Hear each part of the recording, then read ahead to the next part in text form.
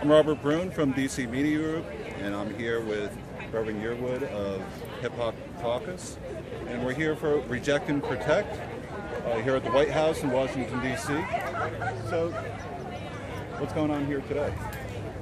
Today is just another protest against, not just another, but it's another one of our many protests to stop the Keystone XL Pipeline that TransCanada, a private corporation in Canada, wants to build on one side of America to the other. And more importantly, with this company, it will tap tar sands, which is the dirtiest tar sands oil, most toxin, which has a much higher carbon footprint and can really exacerbate our push toward global warming. And so we are saying that we want those tar sands in the ground.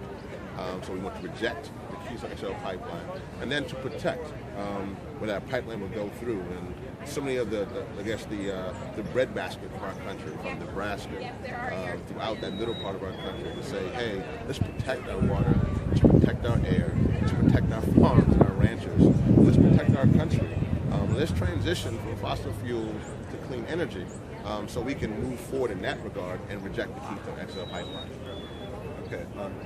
You're friends with Michael Brune of the Sierra Club. That's my dear buddy. And one of the latest efforts he's trying to do is exactly that, is switch over to renewable energy. How are you participating in that effort?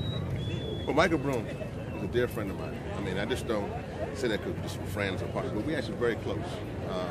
And so we talk a lot in a movement. And I think that that's important because for a long time, the environmental movement has been siloed, meaning that you have different pockets of environmental justice over here, ultimate fracking over here, market removal, that whole component. So sometimes it be siloed. There's for a lot of reasons. It's a very layered process why that is the case. But I think that what Michael, myself, and others are really trying to do is break down those silos so we can have a unified front to attack the fossil fuel industry. And so he's pushing on that. And so we're working together. We just did a tour called the Agro Climate Tour. We went around to historical black college universities, telling them about how we can fight poverty and pollution at the same time, how we can transition to clean energy. And so the Sierra Club was a partner in that process. They came and they were with us as we unified in that aspect. So it was good to have that, have Hip Hop Caucus and Sierra Club side by side, amongst other organizations. So I think that in itself was breaking down those silos. Now, what Sierra Club also was doing, I think, is that, we were arrested together about a year and a half ago now. Right here at the White House, February 2013. And that also is Sierra Club's first time in their over 100-year plus history of breaking to go into civil disobedience that leads to arrest. For him to be at the head of the organization, clearly, for an organization that you would think that would have been something that they would have done a long time ago, to be at the head of the organization at that time and leading the organization is just it's a powerful thing. And I think that also changed the paradigm of our movement. I think our movement has kind of gone from a very think tankish kind of approach, and I think what Michael has done with others, Bill McKibben, 350, even Francis over at NRDC, many, Gene at LCV, many leaders are now moving toward not just a suite, or operating in the suite approach, but how do we operate in the suite and the streets, and do that in the same time? How do we shape policy? Because unfortunately, our climate policies have been shaping us for too long. And I think that this is a new movement that has emerged of new leaders in the climate movement in the 21st century. Well, you mentioned Bill McKibben. Yes. Another day, he got together the Students Divest. Yes. And they had a spectacular event just about a month ago. So how were you received with the tour? The colleges? The tour was important, and actually, we actually on some of the spots we discussed divest. That's important. I think that's another one of the major pieces. The divestment movement is important because it begins to hit them in the pocketbooks. I'm very proud of organizations such as the foundations, Ellen Dorsey, Google Wallace Foundation, and other foundations who are divesting. I'm very happy to see that now there's, I think, 400 campuses that are incubating or moving forth with a divestment movement campaign. That's powerful because we're not just going to the streets or the streets, but also to Wall Street. And I think that's important because I think those were the effects from the Occupy movement that they brought up, but we have to deal with what they're doing on that corporate side. And so it's very encouraging to see the climate movement moving in that direction. I think the next step, though, for us is really to continue to figure out how we can kind of bridge the gap in the different communities.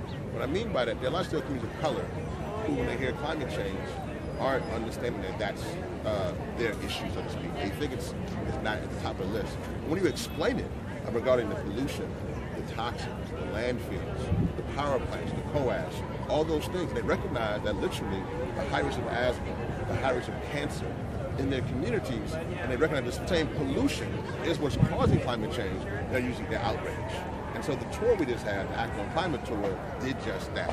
It went out here to communities of color in a unified fashion. It wasn't just people of color, but literally humans coming together to unify a message about what do we got to do to fight, protect our planet for the long term, also for the short term. What do we got to do now to stop our children from getting asthma, our grandparents from getting heat stroke, our moms and dads from getting cancer? What can we do now to do that? And one of those things we talked about on the tour was curbing having higher standards to curb the pollution, knowing what's happening is coming out of those coash power plants. And I think that's one of the things that we're pushing for now as well. So I think there's just a myriad of things that are happening. Protect and Protect, or No KXL, is phenomenal. We've unified around that. I think that we've seen recently there's been fracking judgments. People are now getting paid because they've been polluted. So recently in Texas, we have the family who just got $3 million, which cannot repay what they received as far as how they've been polluted and toxic. But it's still important that now the polluters are have to pay for the injustice. Water removal. There's a huge push in West Virginia and other parts of our country who are unifying around this. Clearly the drought in California and wildfires on the west side is people are getting engaged in this process.